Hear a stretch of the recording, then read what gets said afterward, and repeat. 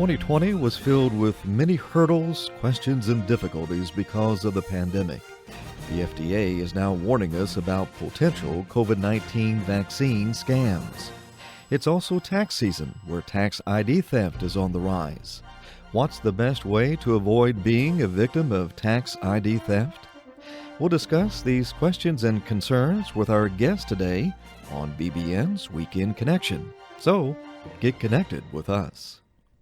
My guest again today is Eva Velasquez, president of the Identity Theft Resource Center.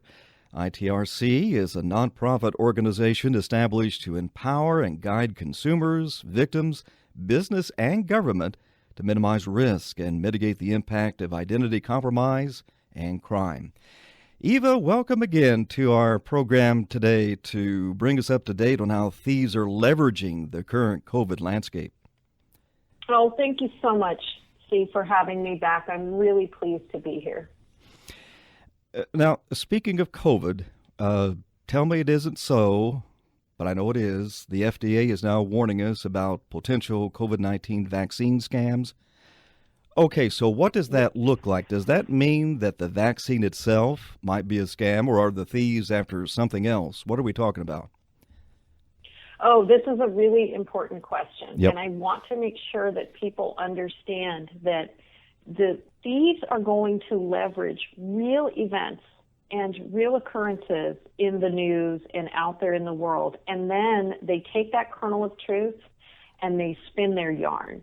So when we at the ITRC are talking about vaccine scams, it is not that the vaccine itself is a scam. What we are talking about is there are going to be legitimate providers and legitimate vaccines, and then there are going to be scammers that are going to try to use that to either get money or information from you. Mm-hmm. So a great example of that would be a lot of people are making appointments to go get their vaccine online. And they're either doing it, maybe they're doing it through their county, a county, local government, maybe state government, maybe they're doing it through their medical provider, which is totally fine.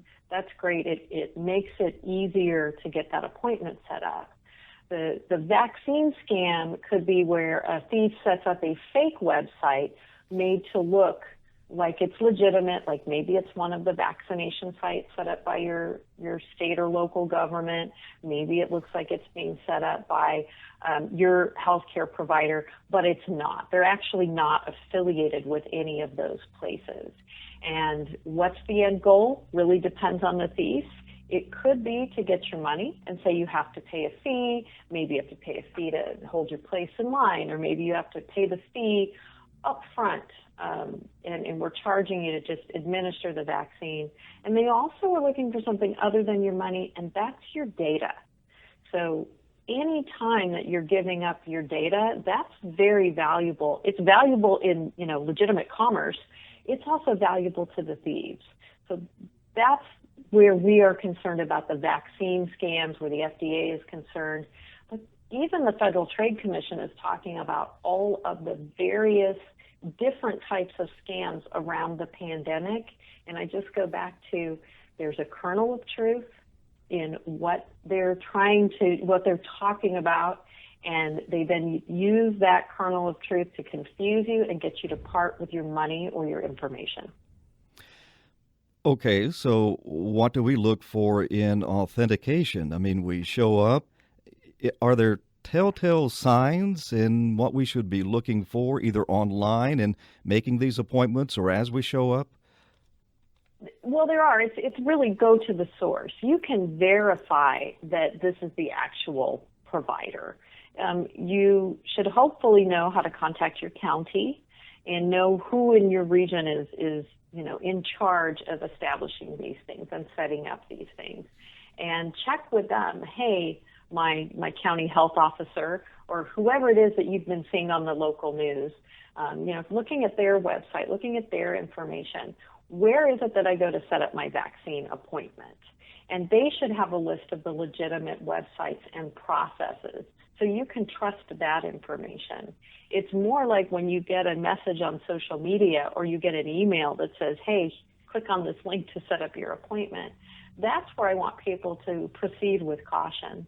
Now, I'm not saying that your county or your medical provider may not send you an email or reach out and contact you. They might, but we are advising people to go ahead and verify that. If you didn't initiate the contact, go ahead and go to the source and verify that that's legitimate.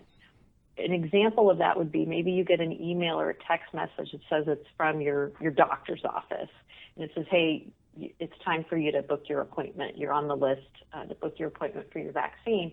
You don't have to engage with that form of communication. You don't have to click on the link in that text message. You don't have to click on the link in that email. Go back to your medical provider and contact them in the way that you normally would. If you usually call to make your doctor's appointments, go ahead and give them a call.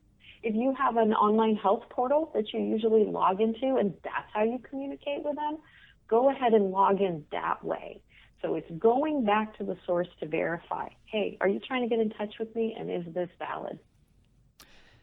So the key word here in 2021 is verify, verify, verify, and if in doubt, verify yet again, I guess. That is exactly it. I mean, sometimes you can tell that these phishing emails are scams just on the face of it, and that's great. Then you don't have to waste your time.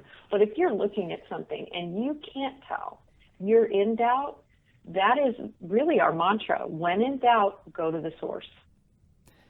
This is Weekend Connection on BBN, and we're talking to Eva Velasquez, the president of the Identity Theft Resource Center.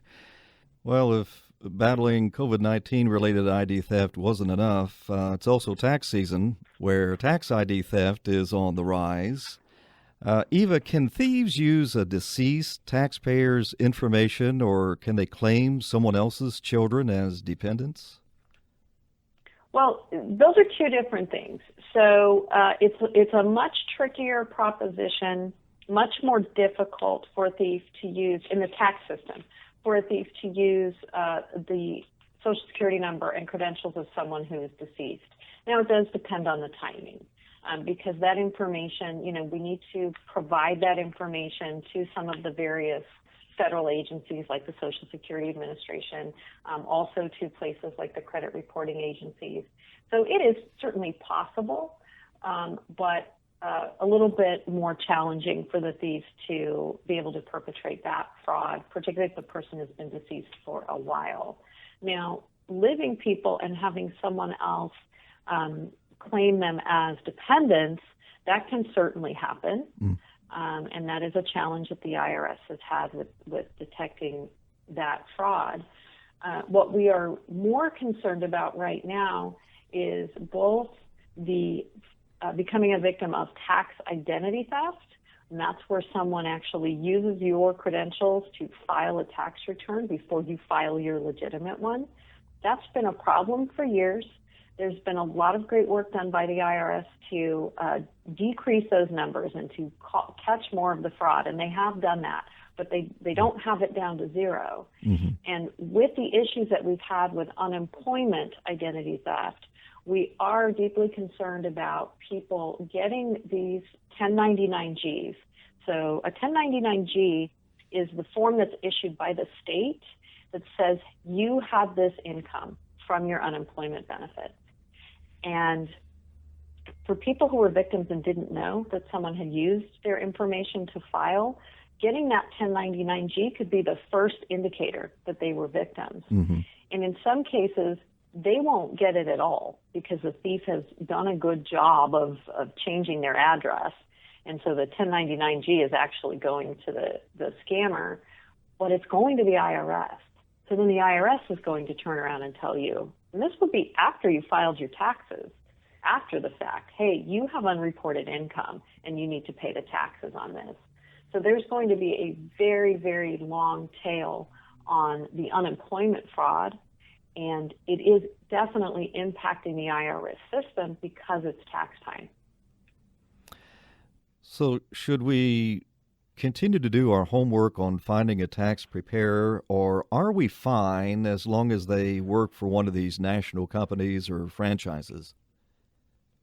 Well, we absolutely can't let our guard down, because even though we have these monumental scams that are going on in one area, it doesn't mean that the other ones have stopped completely. So again, IRS The filing of fraudulent tax returns within the IRS system, that is something that still occurs, and that is something that people still need to be aware, can be a future problem for them. And the hackers and the scammers, they still want your data. So they would still love to get into some of these systems and still love to get you to say, oh, well, you're a legitimate platform. I'm going to provide all of my tax data. Or you're a legitimate tax preparer, even though they're brand new. I'm just going to give you all of my documents. So yes, we still have a responsibility to ourselves to make sure that we do our homework when we decide who we are going to share that data with.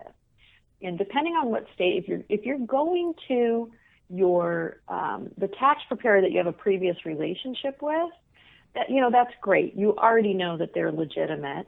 We just caution people that right now, because of the social distancing and health and safety requirements, it may not be business as usual for folks. So how has your tax preparer adapted?